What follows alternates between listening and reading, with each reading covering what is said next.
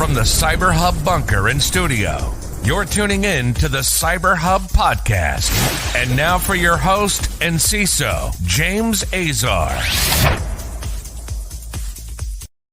Good morning, security gang. Welcome to another episode of the CyberHub Podcast, Thursday, July 11th, 2024. We've got a packed show for all of y'all today. A lot to talk about in terms of vulnerabilities and some news from Change Healthcare. They've started to notify people of the data breach that occurred there several months ago. And again, the scale of Change Healthcare is really the story here, right? So we'll get into all of that this morning on the show. Thank you all for tuning in. Please make sure to subscribe and follow us on your favorite social media platform and podcast listening platform. Your comments, your likes, your shares all really do help. So please make sure you do that. Now, tomorrow, July 12th, Friday, 11 a.m., I welcomed a very special person on the show, a gentleman by the name of Steve Oren. He's the federal CTO for Intel. Talked about AI and cyber. Here's a little clip. So looking at artificial intelligence, how do you kind of see it? What's kind of like your kind of big philosophy around how AI is going to kind of change? So James, it's interesting when you bring up AI because you can't, throw a rock and not hit something that has AI in the title today. It is literally everywhere. It is the hype. And it's one of those things that we're not seeing the end of the hype curve because every time you sort of get your feel on one area of AI, something new comes out and everyone's talking about that next wave. And so it keeps feeding on itself. So tomorrow, 11 a.m. Eastern, this episode will air right here on YouTube, Facebook, LinkedIn, Instagram, Rumble, Twitch, X, you name it. Tune in. It's a really, really insightful conversation. And we're not just talking theory AI. Steve really does dig into the conversation and shares really good insights about what are the practical use cases for AI and what can AI do today for your business, for your cybersecurity program. Definitely worth a listen tomorrow, 11 a.m. Eastern. Tune into that. And now, without further ado, join me for our traditional coffee cup cheers so we can get the show going. Coffee cup cheers, y'all. Whatever you're drinking, I hope it's good. As good as that espresso was. All right, let's go ahead and kick off with Change Healthcare, beginning the data breach notification on their website from the February 2024 cyber attack that has now impacted approximately 110 million individuals. All in all, the type of information that's in notice is health insurance details like primary, secondary health plans, policies, insurance companies, member group, ID members, Medicaid, Medicare, and government payer ID numbers, health information like medical record numbers, providers, diagnosis, medication test results, images, care, and treatment details, including all billing claims and payment information like claim numbers, account numbers, billing codes, payment cards, financial and banking information, payments made and balance due, and additional personal information like your classic social security numbers, driver's license numbers, state ID, or passport numbers. Change Healthcare, for their end, are offering a 2-year period of identity theft protection services and credit monitoring.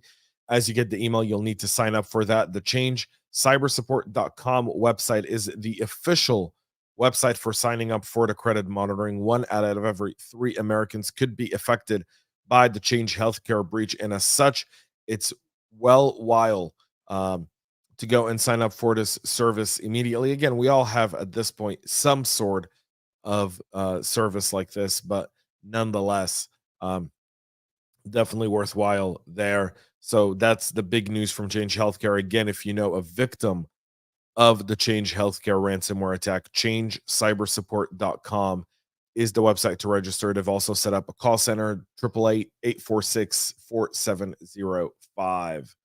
That's for the victims of Change Healthcare. Palo Alto released patches for multiple vulnerabilities, including a critical severity bug in its Expedition migration tool. CVE 2024-5910 has a CVSS score of 9.3. The defect is described as a missing authentication for a critical function, which could allow attackers to take over admin accounts. They've addressed this in Expedition version 1.2.902. On Wednesday, the giant also resolved a high-severity arbitrary file upload issue in their Panorama software that could lead to a denial of service condition. That CVE is 2024-5911. The vulnerability requires that an attacker is authenticated to the web interface as a read-write admin.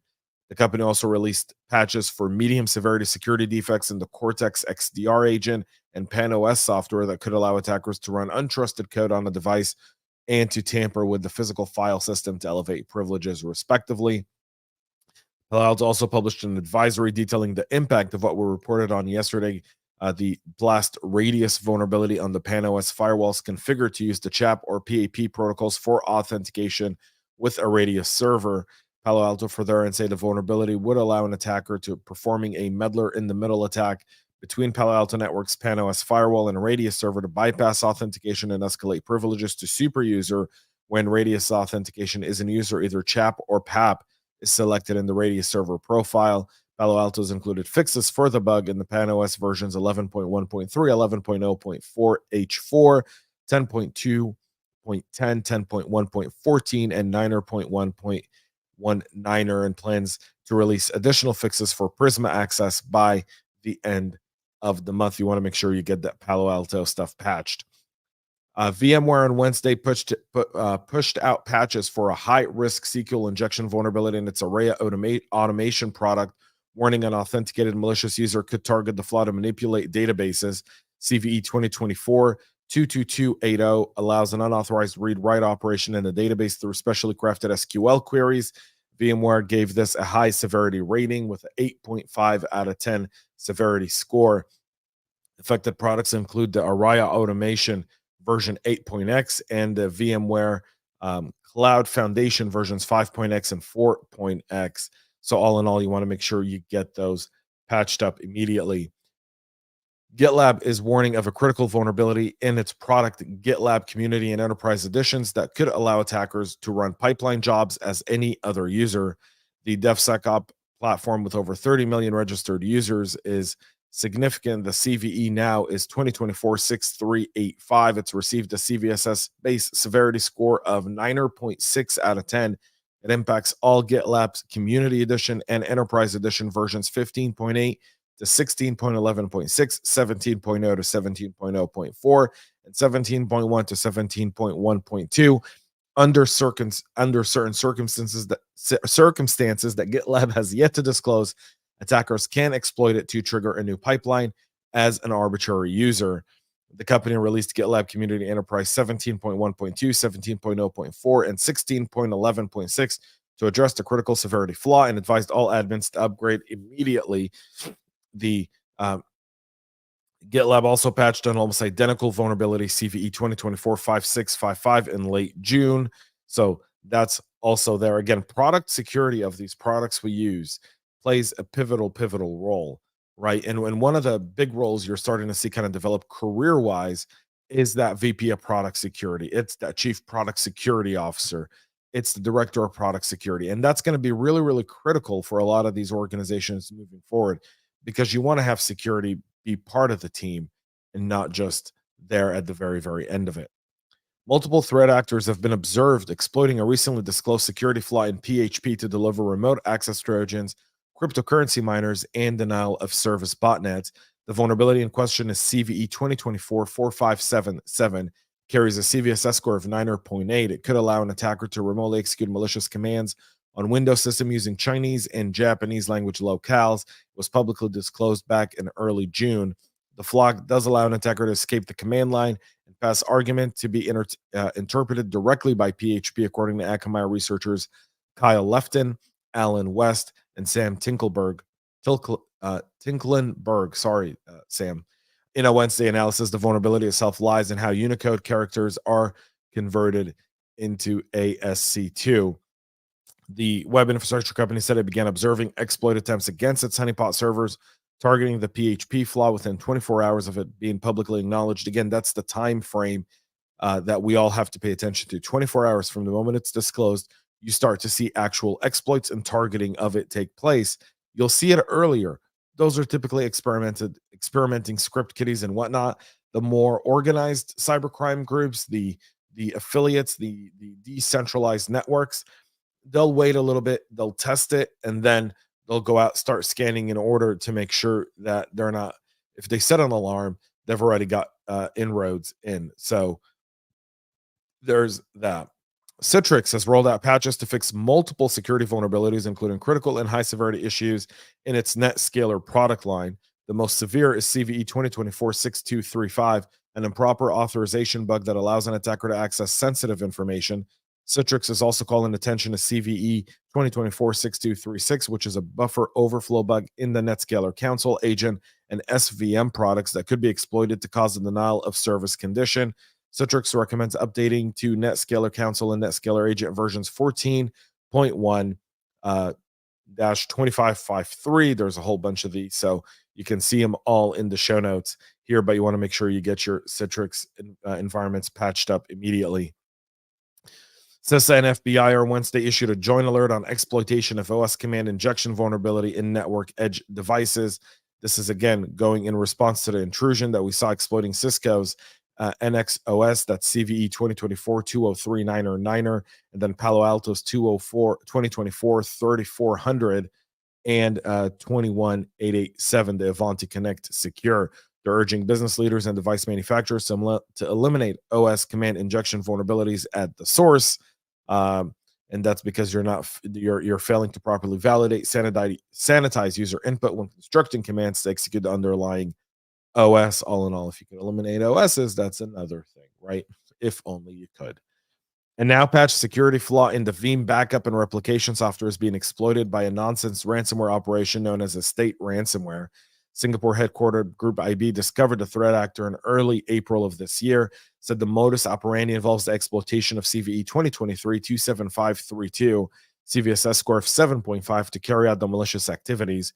Initial access to target the environment is said to have been facilitated by means of a Fortinet FortiGate firewall SSL VPN appliance using a dormant account. Threat actor then pivots from the FortiGate firewall through the SSL VPN service to access the failover server. Before the ransomware attack, there were VPN brute force attempts noted in April of 2024 using a dormant account identified as ACC1. Several days later, a successful VPN login using ACC1 was traced back to a remote IP address, 149.28.106.252. Next, the threat actor proceeded to establish an RDP connection from the firewall to the failover servers, following by deploying a persistent backdoor named cvshost.exe that executed daily through a scheduled task.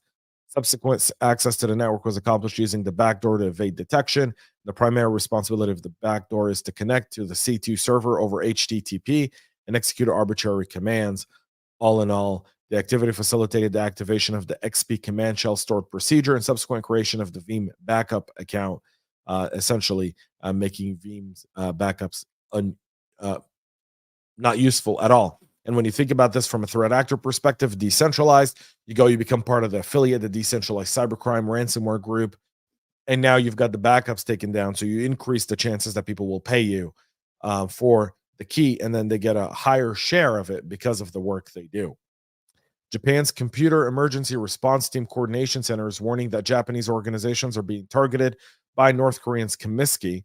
The government attributed Comiskey as a North Korean APT group that conducts attacks against targets worldwide on behalf of the North Korean government. The attackers start their attacks by sending phishing emails impersonating security and diplomatic organizations to target in Japan, carrying a malicious zip attachment. That executable leads to malware infection, and 2 decoy document files. The executable file names also uses many spaces to appear as a document hiding the exe part. So all in all, they get access, they go through it, and this is the latest Comiskey attack. So something to just keep in mind here, and again, this is targeting Japan. Eventually it reaches us as well. That's it for our show this morning. We'll be back tomorrow, 11 a.m. with a great episode with Steve Oren. That event is available now. Go to YouTube, LinkedIn, Facebook, X, wherever you like to consume our content. The video part is already set up. Just hit subscribe, hit remind, and it'll remind you right there tomorrow at 11 a.m. to tune in. It'll be available also on our Substack and everywhere else. So go check that out. You don't want to miss it. Until then, have a great weekend. Have a great rest of your day. And most importantly, y'all, stay cyber safe. We love feedback, so make sure to connect with us on social media and subscribe to our podcast on your favorite podcast listening platform.